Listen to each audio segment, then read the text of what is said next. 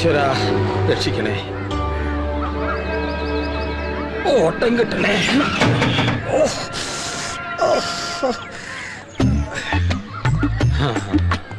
നല്ല ശകുനം. രുക്മിണി ഉടുത്തൊരുങ്ങി എന്നെ കൂടെ വോൾവോ ബസ് പോകുന്ന പോലെ എങ്ങാട്ടാ രുക്മിണിയെ? ഞാനിപ്പോ മാത്തുക്കുട്ടിയച്ഛന്റെ സ്കൂളിൽ ഡ്രൈവിംഗ് പഠിക്കാൻ പോവല്ലേ. ഡ്രൈവിംഗ്? എന്തോന്ന് driving? Auto driving. Auto driving പഠിച്ച വനിതകൾക്ക് ബാങ്കിൽ നിന്ന് ലോൺ കിട്ടുമെന്ന് ഒരു വാക്ക് പറഞ്ഞിരുന്നു. ഈ തങ്കപ്പേട്ടൻ പഠിപ്പിച്ചുവരുന്നില്ലേ ഡ്രൈവിംഗ്? ഒരിക്കൽ ഡ്രൈവിംഗ് പഠിപ്പിക്കാൻ വന്നത് ഓർമ്മയുണ്ടല്ലോ നാട്ടുകാര്. അതൊക്കെ പറ. അതൊക്കെ അന്തക്കാലം. ഇപ്പൊ തങ്കപ്പൻ ഡീസന്റ്. വടക്കേല് ശാരദ പറഞ്ഞു ഇപ്പോഴത്തെ ഡീസന്റ്.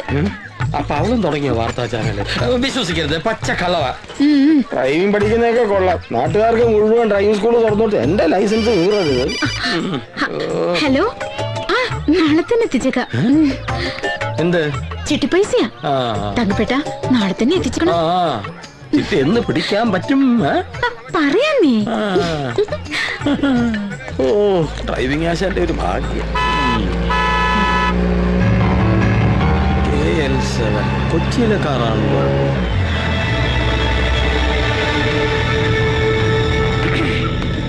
സ്റ്റോപ്പ് സ്റ്റോപ്പ്, ഇറങ്ങി വരണം. പുറം നാട്ടുകാർക്ക് മലാക്ക കോളനിയിലേക്കുള്ള പ്രവേശനം ഇതുവരെ ഉള്ളൂ.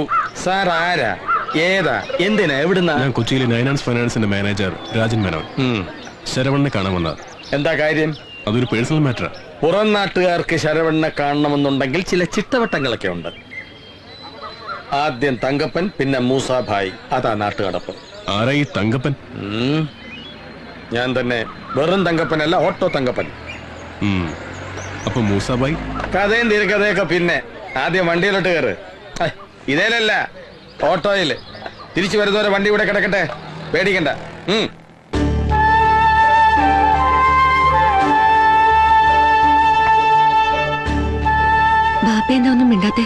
ഒരു വർഷത്തേക്കാ കോൺട്രാക്ട്.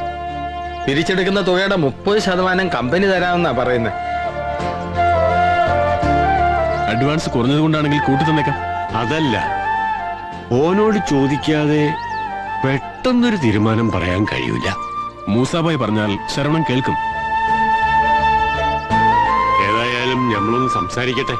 അപ്പൊ ശരവണൻ രാവിലെ ചെട്ടിയാറിലെ ഒരു കൊട്ടേഷന്റെ പുറകെ പോയിരിക്കുക.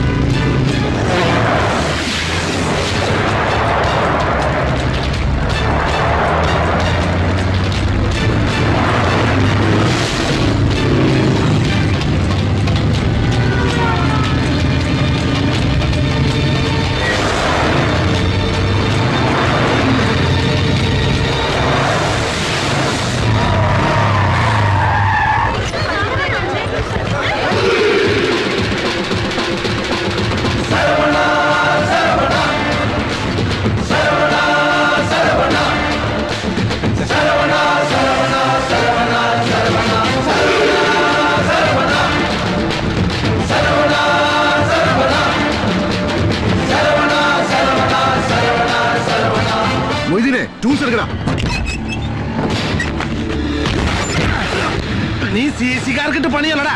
ഈ പോസ്റ്റിൽ നിർത്തിയിട്ട് വെച്ചൊരു അലക്കാലിക്കണ്ടല്ല. വെറുതെ കളിക്കാൻ നിൽക്കണ്ട. രാമനാഥൻ സാറിന്റെ വണ്ടിയെന്ന് അറിയില്ലേ നിനക്ക്? അറിയാടാ. ഏത് ഭൂലോകനാഥന്റെ ആയാലും ഇനി ഈ വണ്ടി ഓടിക്കണമെന്ന് ചെട്ടിയാരുടെ കമ്പനി തീരുമാനിക്കും. എന്റെ പൊന്നു സുഹൃത്തുക്കളെ, ഇവന്റെ മുതലാളി ബിനാമി പേരിൽ ബസ് സർവീസ് നടത്തി പുട്ടടിക്കാൻ എന്റെ മുതലാളിയുടെ കയ്യിൽ നിന്ന് കുറച്ച് കായ് കടം മേടിച്ചിട്ടുണ്ടായി. അത് ഇവന്റെ മുതലാളി അങ്ങ് മറന്നു. അങ്ങനെ കടം പെരുകി പെരുകി ഈ ബസ്സോളം വലുപ്പത്തിലായി. അപ്പൊ എന്താ ചെയ്യാ? എന്റെ മുതലാളിക്കും പുട്ടടിക്കണ്ടേ? അതുകൊണ്ട് ഇവന്റെ മുതലാളിനെ തൊഴിലാളിയാക്കാനാണ് എന്റെ മുതലാളി പറഞ്ഞേക്കണേ.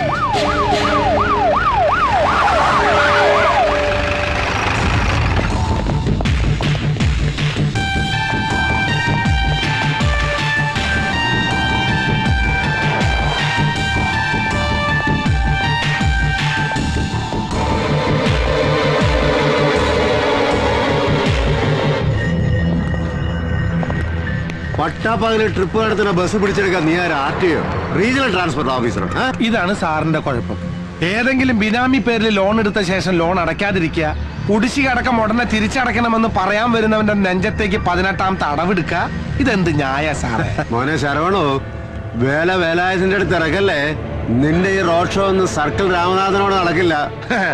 കഴിഞ്ഞ 2 ആഴ്ചയായിട്ട് ഈ വണ്ടിയുടെ റിക്കവറിക്ക് വേണ്ടി സാറിന്റെ സ്റ്റേഷനിൽ വന്ന് ഞാൻ പരാതി തന്നപ്പോ സാറ് പറഞ്ഞേ ഈ വണ്ടി കാണാനില്ലാന്ന്. അപ്പൊ പിന്നെ പണം മുടക്കി കമ്പനിക്ക് വണ്ടി കണ്ടുപിടിക്കാതിരിക്കാൻ പറ്റില്ലല്ലോ. അന്വേഷിച്ചപ്പോഴല്ല അറിഞ്ഞേ ബസ് സാറിന്റെ ബിനാമി പേരിലുള്ളതാണെന്ന്.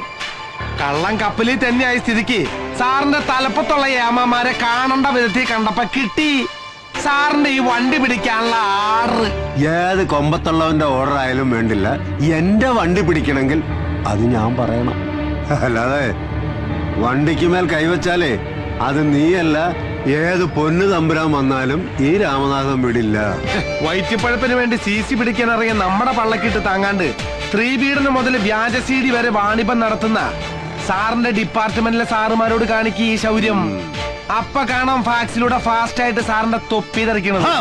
നായിന്റെ മോനെ അളിയാന്ന് മാത്രം വിളിക്കരുത്. പണ്ട് തളിപ്പറമ്പ് സ്റ്റേഷനിൽ വെച്ച് ഗുണ്ടയെ പിടിക്കാനാന്ന് പറഞ്ഞ് ഗുണ്ടു പൊട്ടിക്കാൻ പോയ സാറിന്റെ പഴയ കഥ ഞാൻ ഇവരുടെ മുമ്പിലിട്ട് പൊട്ടിക്കട്ടെ. അതുകൊണ്ട് സാറിന്റെ സ്റ്റാറ്റസ്, എനിക്ക് എന്റെ വഴി. CC അടയ്ക്കാനുള്ള കായ് സാറിന്റെ കയ്യിൽ ഉണ്ടാവണ വരെ തൽക്കാലം വണ്ടി ചെട്ടിയാരുടെ കസ്റ്റഡിയിൽ തന്നെ ഇരിക്കട്ടെ. ദയവ് ചെയ്ത് എല്ലാരും ഈ ബസ്സിലോട്ട് കയറണം. ടിക്കറ്റ് റീഫണ്ട് ഒന്നും വേണ്ട. ഇവരെവിടെ നിർത്താൻ പറയണോ അവിടെ നിർത്തി കൊടുത്താൽ മാത്രം മതി. പോട്ടെ പോട്ടെ.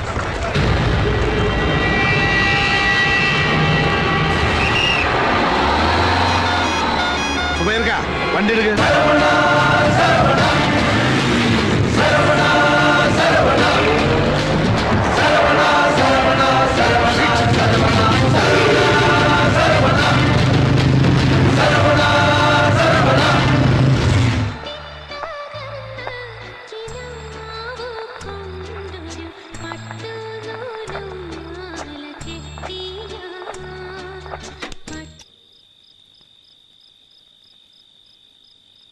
എന്താ മോളെ, ബാപ്പയ്ക്ക് വിശക്കണില്ലേ? ഓൻ കൂടെ വരട്ടെ മോളെ. ബെസ്റ്റ് പാർട്ടിയാ. ഒരു വഴിക്ക് പോയാ എപ്പോഴാ തിരിച്ചു വരാന്ന് അവനൊന്നും പോലും നിശ്ചയില്ലാത്ത ആളാ. ബാപ്പ വാ, ഊണൊഴിക്കാം.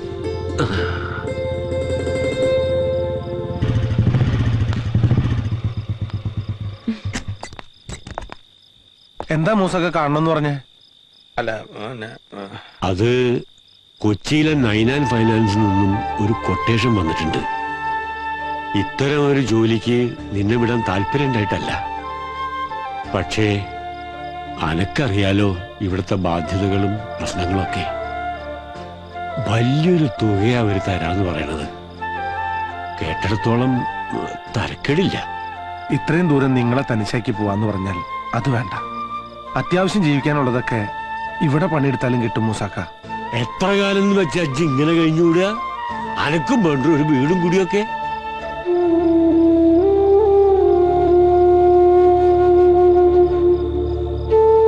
കേട്ടേക്കണോ സംഗപ്പ, എവിടെന്നോ ഈ നഗരത്തിൽ വന്നുപെട്ട ഇവന്റെ ഉമ്മ ഒരു ദിവസം വലിയങ്ങളുടെ വരാന്തിയും മയ്യത്തായി കിടന്നപ്പോ കരയാനും ചിരിക്കാനും വയ്യാണ്ട് പകച്ചു നിന്ന് ഇവനെ ഞമ്മളെടുത്ത് വളർത്തി. ഓനെ വലിയ ആളാക്കണമെന്ന് നമ്മൾ ആശിച്ച്. പക്ഷെ ഒന്നും നടന്നില്ല. ഞമ്മളെ കണ്ട് തന്നെ ഓനും വളർന്നു.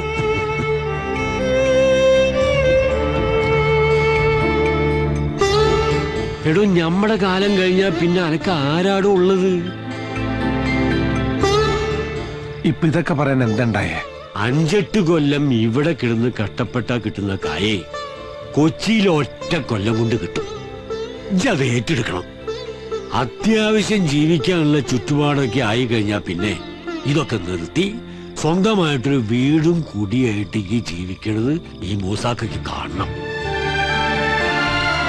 മൂസാബായുടെ ഈ ആഗ്രഹം നീ നിറവേറ്റി തരൂലേ? മൂസാക്ക പറഞ്ഞാലും കാര്യമുണ്ട്. ഈ തല്ലും കുത്തുമൊക്കെ ചോരയും നീരും ഉള്ളപ്പോഴേ നടക്കും. ഒന്ന് അടി തെറ്റിയാ ഒരുത്തനും കാണില്ല രക്ഷയ്ക്ക്. ഉള്ളപ്പോ ഉണ്ടാക്കിയില്ലെങ്കിൽ പിന്നെ ദുഃഖിക്കേണ്ടി വരും.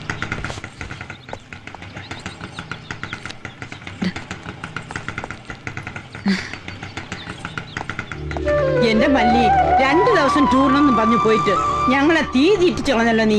ഒന്ന് ഫോൺ ചെയ്തൂടെ? ഇടയ്ക്ക് മൊബൈലിന് റേഞ്ച് ഉണ്ടായിരുന്നില്ല മുത്തശ്ശി, അതാ വിളിച്ചപ്പോ കിട്ടാതിരുന്നത്. ഏതെങ്കിലും ബൂത്തിന്ന് വിളിക്കായിരുന്നില്ലേ? ഞങ്ങൾ എത്ര പ്രാവശ്യം ട്രൈ ചെയ്തു അറിയോ മല്ലേച്ചിയെ? അതിന് ഞാൻ ലേറ്റ് ആയിട്ടൊന്നുമില്ലല്ലോ. പിന്നെന്താ? അതല്ല, ഒരു കൂട്ടർ നിന്നെ കാണാൻ വരുന്നുണ്ട്, അതൊന്ന് വിളിച്ച് അറിയിക്കാന്ന് വിചാരിച്ചിട്ട് വല്ല രക്ഷയുണ്ടോ? ദേ ഞാൻ എത്തിയല്ലോ, ഇനി മുത്തശ്ശി ടെൻഷൻ കള. ശരി, സംസാരിച്ച് സമയം കളയണ്ട. നീ യാത്ര ചെയ്ത് വന്നതിന്റെ ക്ഷീണമുണ്ട്. വേഗം കുളിച്ച് റെഡിയാവും. വാ.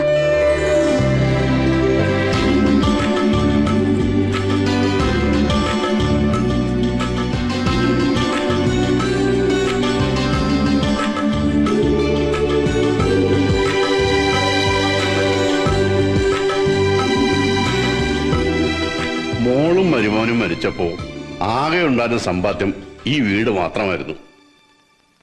കുട്ടികൾക്ക് അവകാശപ്പെട്ട ഈ സ്വത്ത് അന്യാധീനപ്പെട്ടു പോകാതിരിക്കാനാ നാട്ടിലുണ്ടായിരുന്ന നിലവും പുറമ്പും വിട്ട് ഞങ്ങൾ ഇങ്ങോട്ട് പോകുന്നത്. കാര്യങ്ങളൊക്കെ കൃഷ്ണൻകുട്ടി പറഞ്ഞു. ഞങ്ങൾക്ക് ഒറ്റ കണ്ടീഷനേ ഉള്ളൂ, കുടുംബ മഹിമ വേണം.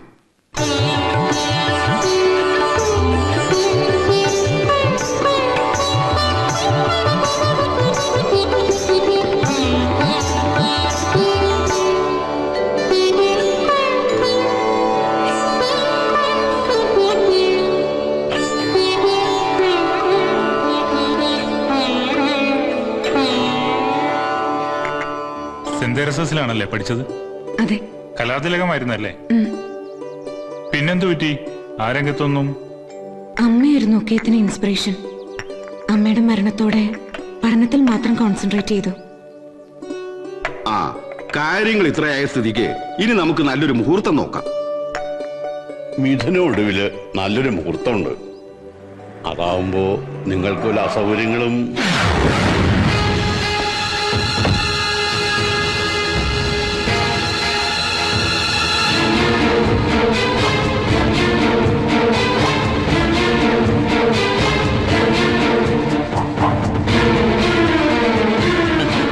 ഷാർപ്പ് ടൈമിന് തന്നെ ഞാനിങ്ങ് എത്തിയല്ലേ? ഇരിക്കെ.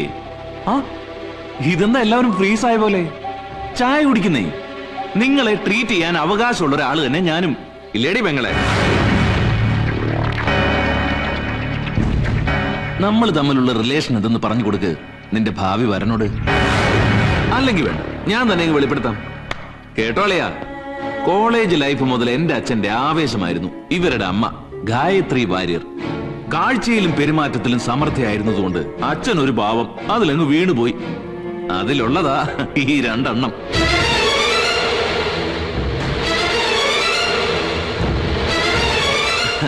തമിഴ്നാട്ടിലൊക്കെ പറയുന്നത് പോലെ അച്ഛന്റെ ഒരു ചിന്ന വീട് സെറ്റപ്പിലെ പെങ്ങന്മാരാ ഇവരൊക്കെ. പെണ്ണ് കാണാൻ ആള് വന്നിരിക്കുമ്പോ നീ ഇങ്ങനെ ഭദ്രകാളിയാവല്ലേ? ഞങ്ങൾ ഇവിടെ ക്ഷണിച്ചു വരുത്തി അപമാനിക്കേണ്ടിയിരുന്നില്ല വാര്യരെ. ഒരു കുടുംബ മഹിമ. വാ പോകാം.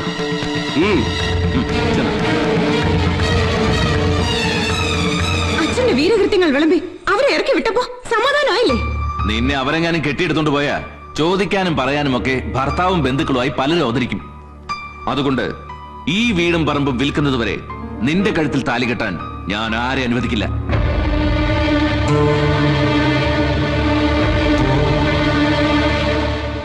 എത്രയും പെട്ടെന്ന് എനിക്ക് ഈ വീട് ഒഴിഞ്ഞു തരണം. അച്ഛന്റെ കീപ്പിന്റെ മക്കളെ തെരുവിലേക്ക് ഇറക്കി വിട്ടെന്നുള്ള പരാതി ഒഴിവാക്കാൻ വേണ്ടി മാത്രം ഒരു വാടക വീട് സംഘടിപ്പിക്കുന്നത് വരെ ഞാൻ സമയം തരാം. ഈ വീട് എന്റെ അമ്മയ്ക്ക് അവകാശപ്പെട്ടതാ. എന്തിന്റെ അവകാശമാടി? എന്റെ അച്ഛന് നിന്റെ അമ്മ പാവരിച്ചതിന്റെ അവകാശം. അമ്മയെ പറഞ്ഞാലുണ്ടല്ലോ. നരകിച്ച് ചെത്ത നിന്റെ തള്ളയുടെ സ്വഭാവം കാണിക്കാതെ ഇറങ്ങിപ്പൊയ്ക്കോണം. ഇല്ലെങ്കിൽ എല്ലാത്തിനും ഒഴിപ്പിക്കും. ഇവിടുന്ന് മാത്രമല്ല, ഈ മണ്ണിൽ നിന്ന് തന്നെ. ഞാൻ ജീവനോട് ഇരിക്കുന്നിടത്തോളം കാലം നിനക്കതിൽ കഴിയില്ല. അത് നമുക്ക് കാണാം. കാണാം.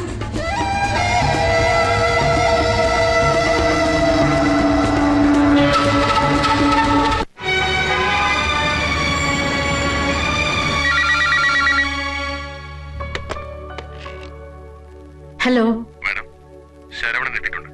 ആ വരാൻ പറയൂ. ഇത് ശരവണൻ. ഞാൻ തങ്കപ്പൻ, ഓട്ടോ തങ്കപ്പൻ. ഇവിടെ AC ഇല്ലല്ലേ? അത്രയ്ക്ക് ചൂടില്ല. കാര്യങ്ങളൊക്കെ രാജമ്മനും പറഞ്ഞറിഞ്ഞിരിക്കുമല്ലോ.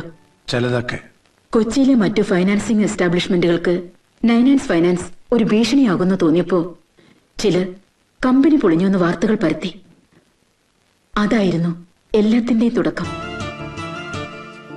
ഒടുവിൽ സ്ഥാപനത്തിന്റെ ചുമതല എന്നെ ഏൽപ്പിച്ചിട്ട് അദ്ദേഹം പോയി.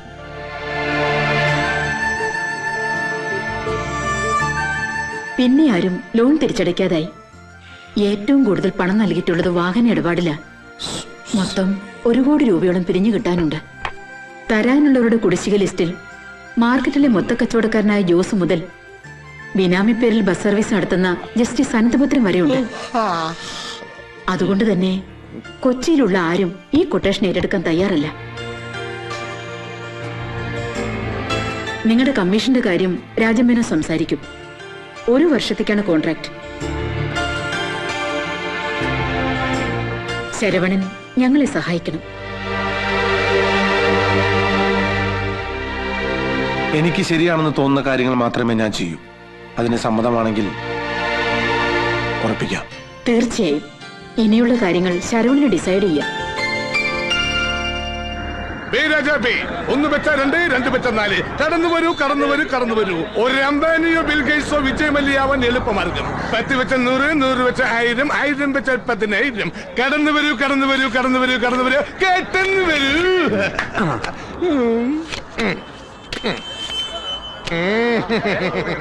ഇതാ സുഹൃത്തുക്കളെ, ഒരു ദരിദ്ര വയസ്സൻ സുൽത്താനായി മാറിയിരിക്കുകയാണ്. ആർക്കും വെക്കാം, എപ്പോഴും വെക്കാം, എങ്ങനെയും വെക്കാം, എവിടെയും വെക്കാം. 100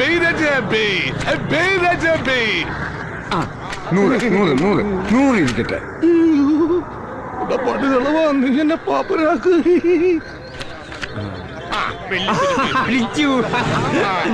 നിങ്ങളുടെ സമ്പന്നതയിലേക്കുള്ള വഴി തെളിഞ്ഞിരിക്കുന്നു. 10 വെച്ച 100, 100 വെച്ച 1000. ഇങ്ങനെ പോവുകയാണെങ്കിൽ ഈ കാരണോ അല്പസമയങ്ങൾക്കകം അങ്ങനെ നിങ്ങൾ സമ്പൽ സമൃദ്ധിയിലേക്ക് മാറി വിളിക്കുന്ന ഒരു മലക്കയാണ് ഞാൻ. ശരവണ, ഇതവനല്ലേ മുജീബ് റഹ്മാൻ? അതെ. എടാ മുജീബ, എന്താണോ മലാക്ക് കോളി അളകി വന്നേ.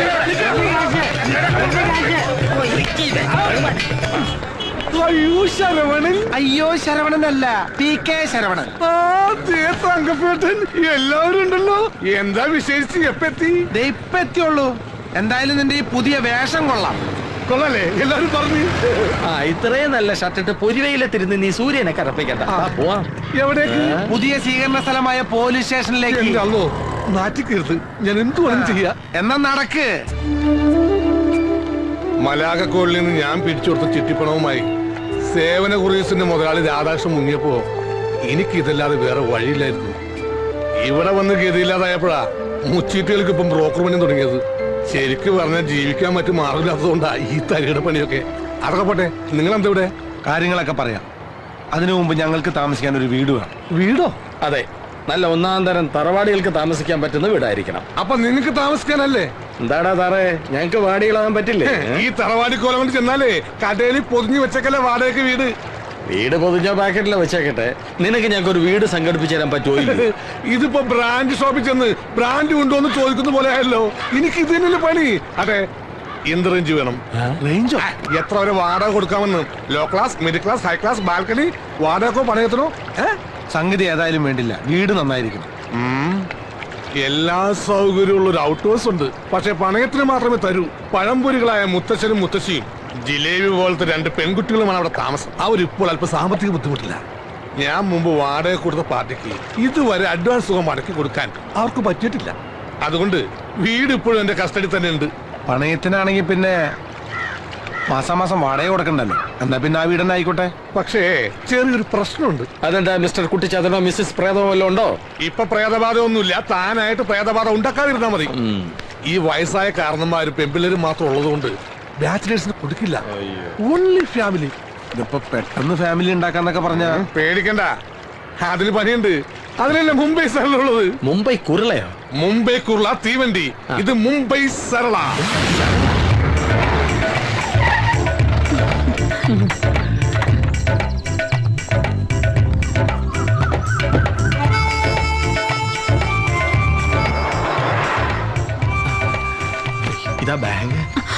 ഓ താങ്ക്സ്. താനെന്താ വജ്രം കൈമാറി ജോസ് പ്രാശ് കളിക്കണോ? മാറ്.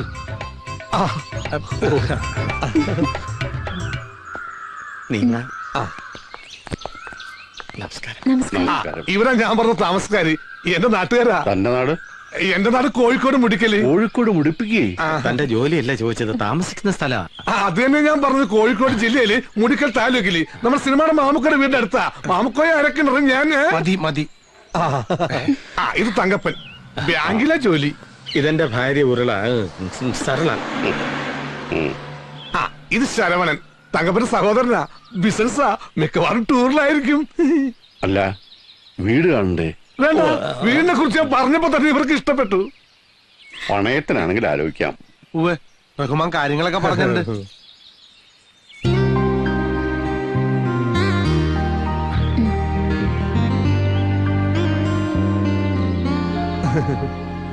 മുത്തശ്ശ ഒരു മിനിറ്റ്.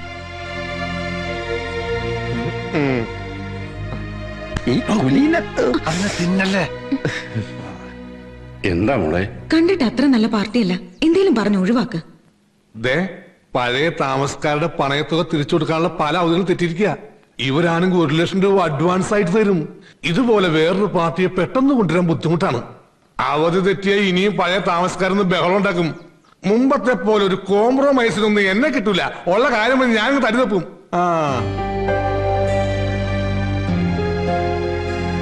കൊടുത്തേക്കും മോളെ. പുതിയ ഒരാളെ കണ്ടുപിടിക്കാന്ന് വെച്ചാ